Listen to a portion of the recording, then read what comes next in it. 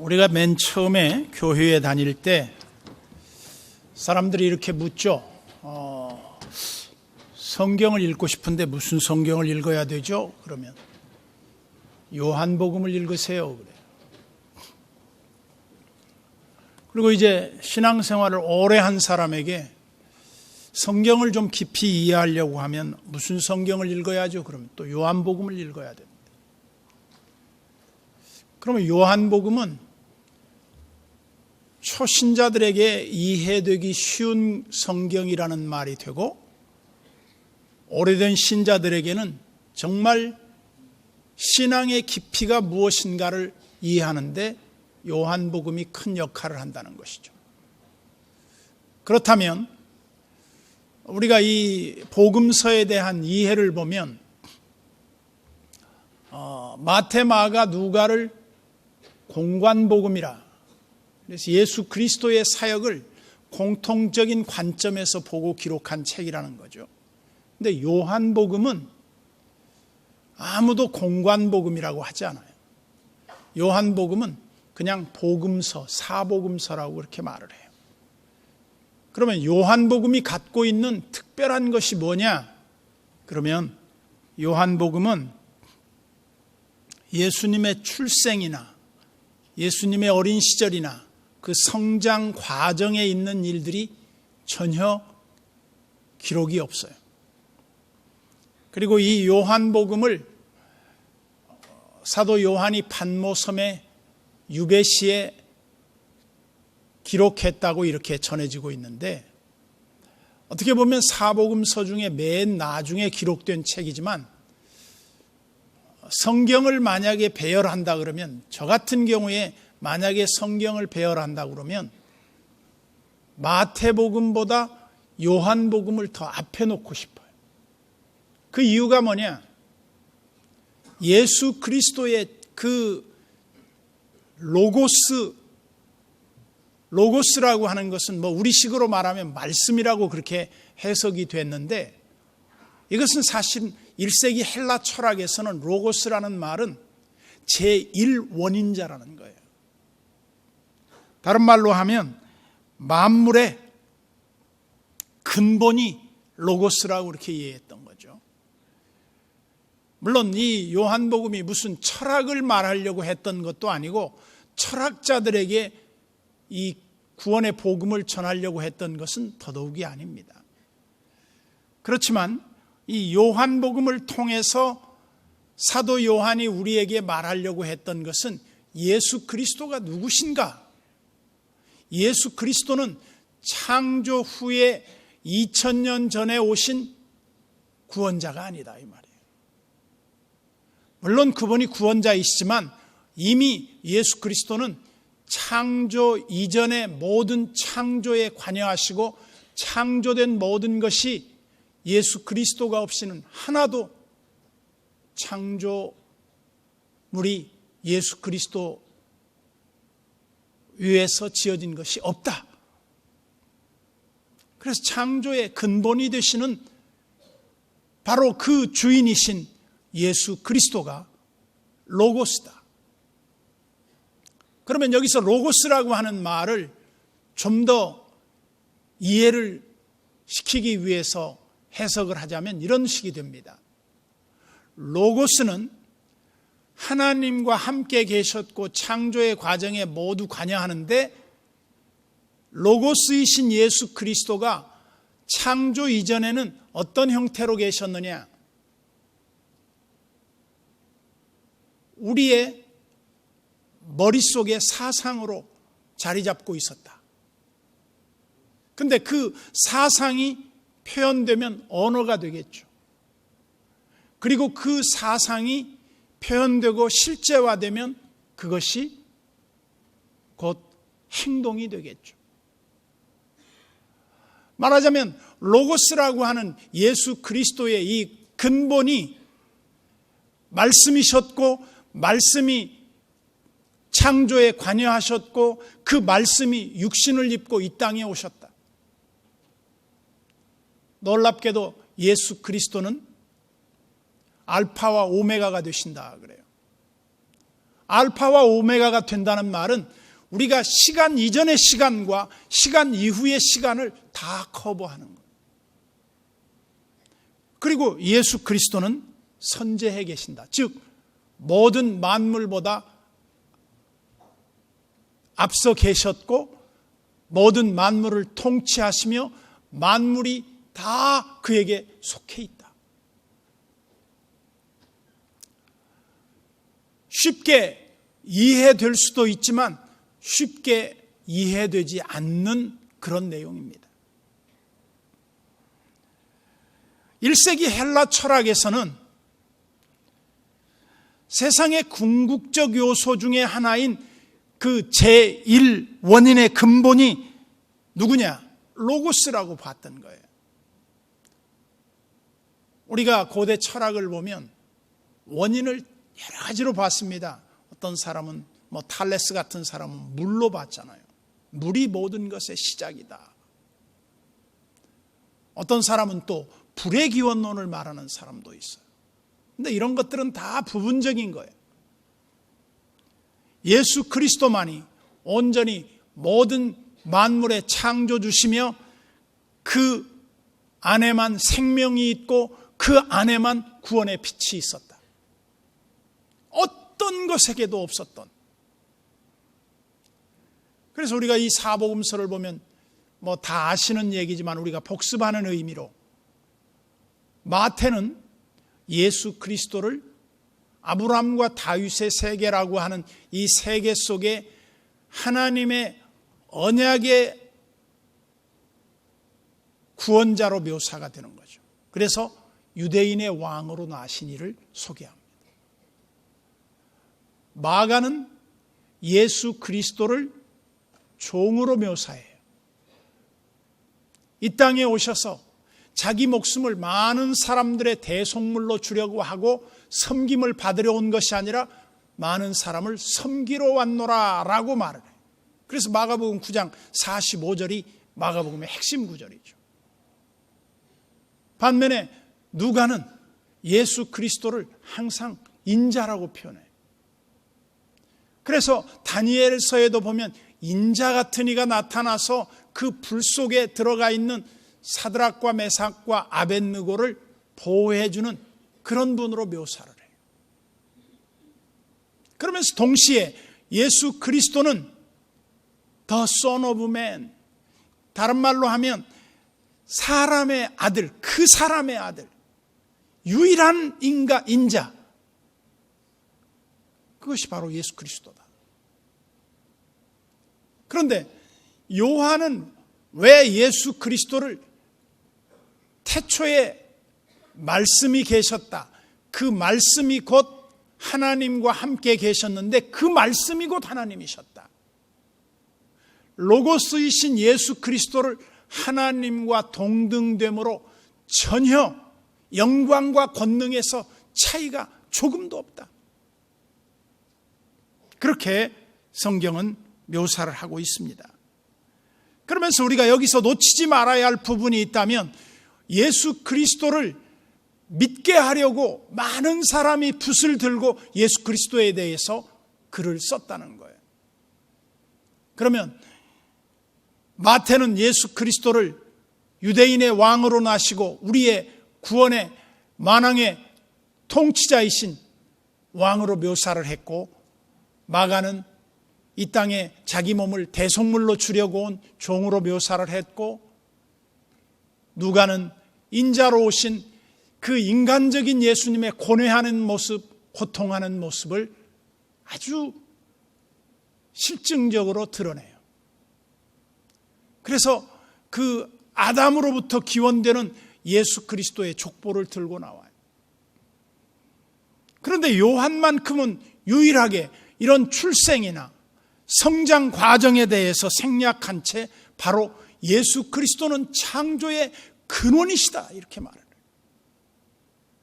그리고 이 예수 그리스도를 말하면서 너희가 이 예수를 믿음으로 말미암아 구원을 얻게 하려고 이 책을 기록했다.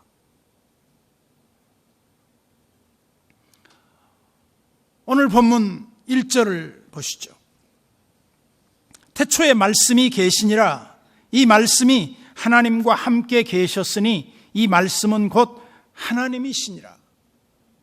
이렇게 크게 비약할 수 있을까라고 여러분들이 생각할지도 모르겠지만 이것은 조금 더 과장이나 어떤 일을 오해하면서 기록한 책이 아니에요. 그래서 우리가 모든 성경은 하나님의 감동으로 된 것으로 교훈과 책망과 바르게 함과 의로 교육하기에 유익하니 그렇게 돼 있어요. 그래서 성경을 볼 때 이제 태초에 말씀이 계셨다. 그 말씀이 곧 하나님이셨고 그 말씀이 바로 로고스셨고 그 말씀이 바로 예수 그리스도셨다. 이거를 사도 요한은 분명히 밝히고 있습니다. 왜 요한은 이렇게 예수 그리스도를 창조의 사역에서 빼놓을 수 없는 모든 창조의 그 사역을 예수 그리스도의 주도하에서 되었다고 말하고 있는가?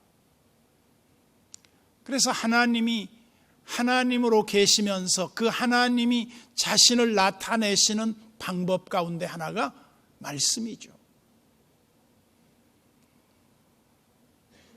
그런데 말씀이 육신이 되어 우리 가운데 거하시는데 우리가 그 영광을 보니 은혜와 진리가 그 안에 충만했다. 예수님이 우리 가운데 오셨어요. 그 말씀이신 하나님이 우리 가운데 오셨는데 예수 그리스도의 그 오심은 시작도 없고 끝도 없는 영원한 멜기세덱의 반차를 쫓아서 예수님이 이 땅에 오셨다. 그렇게 말을 합니다. 오늘 본문 2절에 보면 그가 태초에 하나님과 함께 계셨고 그랬어요. 예수님이 태초에 하나님과 함께 계셨대요. 이 말은 아버지와 하나이시다는 말이에요. 우리가 참 인간적인 표현으로 제일 설명하기 어려운 것 중에 하나가 삼위일체 하나님. 성부, 성자, 성령 하나님이 영광과 권능이 동일하시고 그리고 아버지와 아들과 성령은 하나이라. 그래서 당시 유대교에서는 이것을 매우 신성모독으로 이해했습니다. 어떻게 예수 그리스도가 창조주 하나님이실 수 있느냐? 인정하지 않았어요. 그래서 예수님을 신성모독, 하나님을 욕되게 한다고 해서 십자가에 예수님을 못 박게 되죠. 그런데 요한은 분명히 그 사실을 알고 우리에게 계시해 주는 거예요. 그러면서 3절에 보면 만물이 그로 말미암아 지은 바 되었으니 지은 것이 하나도 그가 없이는 된 것이 없다. 이 세상의 모든 피조물이 다 예수 그리스도를 통해서 지어졌다는 거예요. 여긴 조금의 타협이 있을 수 없습니다. 그리고 예수님은 그 창조된 모든 피조물들을 그냥 내버려 두시는 분이 아니에요. 오늘날 지속적으로 이 피조된 모든 세계의 피조물을 주님이 다 섭리하신다.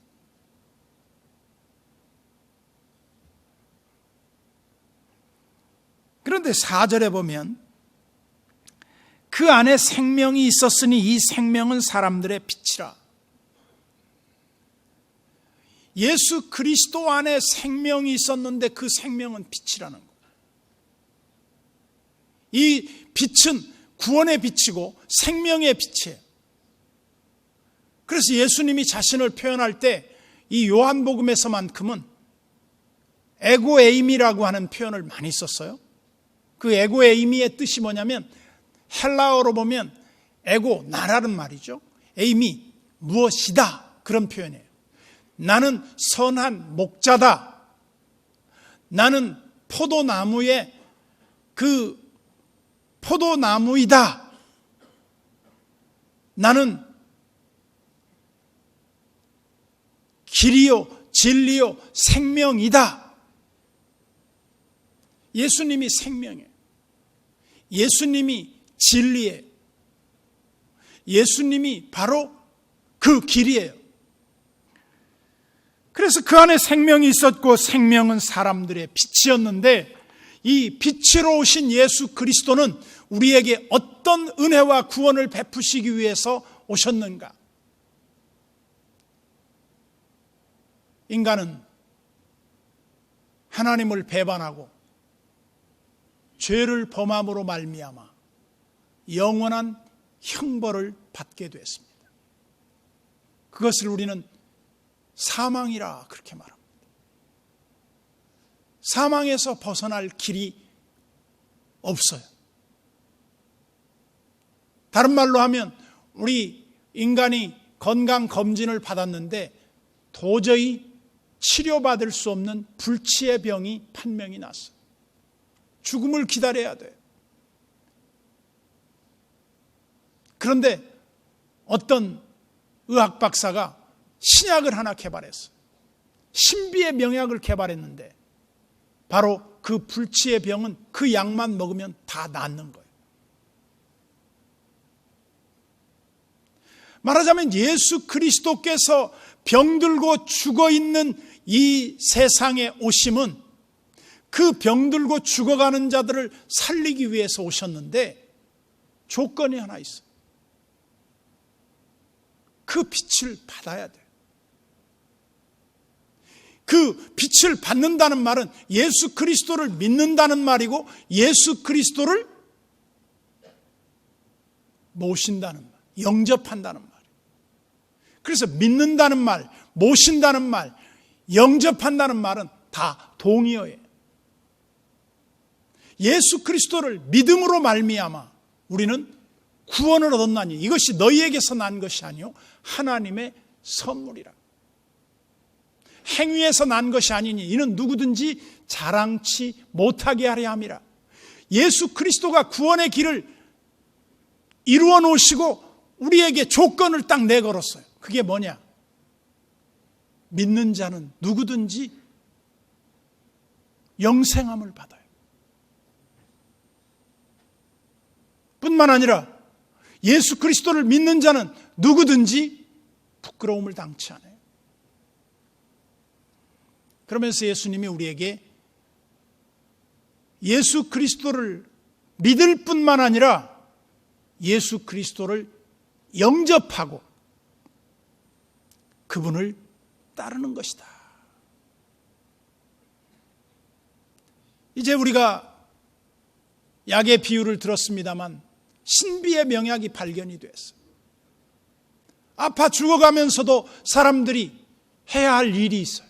아무리 좋은 약이 개발이 됐다고 해도 그것을 누가 알려주지 않으면 알 수 없고, 그리고 그것을 알려줬다고 해도 자기가 먹지 않으면 그것을 자기 것으로 만들 수 없는 것처럼 예수 그리스도를 알려줘야 되고 그 예수 그리스도를 영접해야 돼요. 그러면서 우리가 더 나아가서 예수 그리스도는 빛이라 그랬는데 그 빛을 받은 우리는 어떻게 해야 되느냐? 참빛을 받은 우리, 그 빛을 받기 위해서, 그 빛이 우리에게 강하게 임하게 하기 위해서 어떻게 해야 됩니까? 그분 앞에 가까이 나아가야 돼요. 예수님을 가까이 다가간다는 의미는 다른 말로 하면 예수님을 예배하는 것이고 그의 말씀을 사랑하는 것이며 그의 뜻에 즐겁게 순종한다는 의미를 담고 있어요. 우리가 흔히 신자들을 숯불의 묘사를 하죠. 화로에 숯불이 활활 타고 있어요. 그런데 그 화로에서 그 숯불을 꺼내서 밖으로 내놓으면 그 숯불이 그때부터 식어버려요. 더 이상 그 화력을 발휘할 수가 없어요. 말하자면 그리스도 공동체의 소속감을 가지고 그 빛을 받기 위해서 우리는 빛 되신 주님 앞으로 점점 더 다가감이 필요해. 우리가 흔히 이런 비유를 들죠. 우리 몸에는 피 속에 백혈구와 적혈구가 적절하게 조합이 되어 있어요. 이 백혈구 수가 모자라면 백혈병이라고 해서 혈액암으로 판정이 돼요. 백혈구가 아예 없는 게 아니에요. 있어요. 있는데 그 기능을 다 하지 못해요. 근데 우리 몸에 백혈구가 있는데도 외부로부터 병균이 침입이 됐는데도 백혈구가 가만히 있으면 어떻게 되냐? 그 사람이 혈액암이에요. 그 사람이 생존할 수 없어요. 죽게 되는 거예요. 우리 그리스도인들에게 빛이 임했는데 빛만 임한 게 아니에요. 여러분들 속에는 어두움도 같이 공존해요. 흔히 인디언들이 그런 말을 한다고 그러죠. 흰말과 검은 말이 있는데 우리 몸속에 흰말과 검은 말이 싸운대요. 근데 흰말이 싸울 때는 우리가 신앙으로 승리하는 걸 의미해요. 근데 검은 말이 이길 때는 우리가 패배를 의미해요. 근데 어떻게 하면 흰말이 이길 수 있느냐? 흰말에게 계속 강하도록 그 흰말에게 먹이를 주는 거예요. 그게 인디안들의 교훈이라고 그래요. 말하자면 우리 몸에 빛이 임했지만 동시에 어두움도 우리를 계속 주장하려고 해요. 그럼 우리가 어둠에 거하지 않기 위해서 그 빛 되신 주님의 말씀을 따르기 위해 우리가 그 참빛을 받은 우리가 어떻게 행동해야 할 것이냐? 그것은 바로 빛 가운데로 걸어가는 거예요. 어두움이 우리를 주장하지 못하도록 하는 거예요. 제가 지난 금요일에도 말씀을 드렸습니다만 우리 몸의 백혈구가 나쁜 병원균이 들어오면 어떻게 하냐? 병원균을 백혈구가 가서 싸버리는 거예요. 몇 겹으로 싸서 그걸 잡아먹어버리는 거예요. 아니면 그 병원균을 죽여버리는 거예요.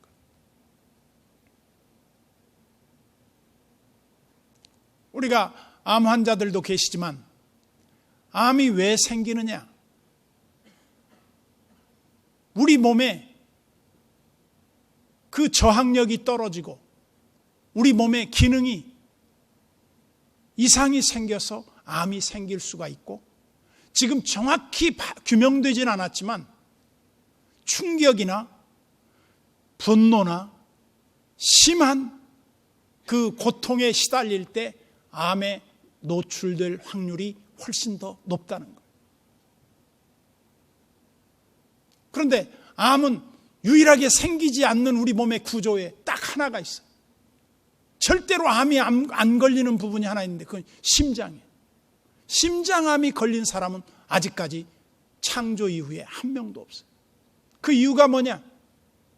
적어도 우리 심장만큼은 항상 뜨거워요. 뜨거운 심장에는 암세포가 생성될 수가 없다는 거예요. 우리 신앙의 열심도 가끔 비유할 때 뜨거움으로 묘사를 합니다. 그 빛을 받으면 우리가 뜨거워져요. 오늘 주님은 우리에게 명합니다. 빛 가운데 행하라. 그런데 그 빛이 세상에 왔을 때 사람들이 그 빛을 싫어했다 그랬어요. 얼마나 빛을 좋아해야 됩니까? 그런데 사람들은 빛을 싫어한다. 참 아이러니죠. 요한은 예수님의 생애를 역사의 주관자, 창조의 주, 구원의 그 주이시며 만물을 섭리하는 자, 영원하신 하나님, 말씀이 육신이 되어 성육신에서 우리 가운데 거하시며 우리가 그의 영광을 보도록 우리 주님이 이 땅에 오셨는데, 그를 믿지 않고 영접지 아니하면 아무리 좋은 약이 있어도 그 사람이 그걸 알지 못하고 그것을 먹지 않으면 소용없듯이, 우리가 그 예수 그리스도를 믿고 예수 그리스도를 영접함으로 말미암아 빛 가운데로 걸어가라고, 바로 이 요한이 요한복음을 기록하면서 우리에게 이 참 빛에 대해서 우리를 일깨워 주는 겁니다.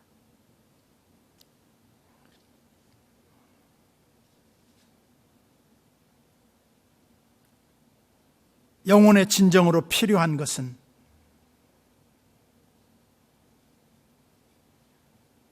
태초부터 계신 하나님과 예수 그리스도의 그 빛을 지속적으로 받아 누리는 것이다.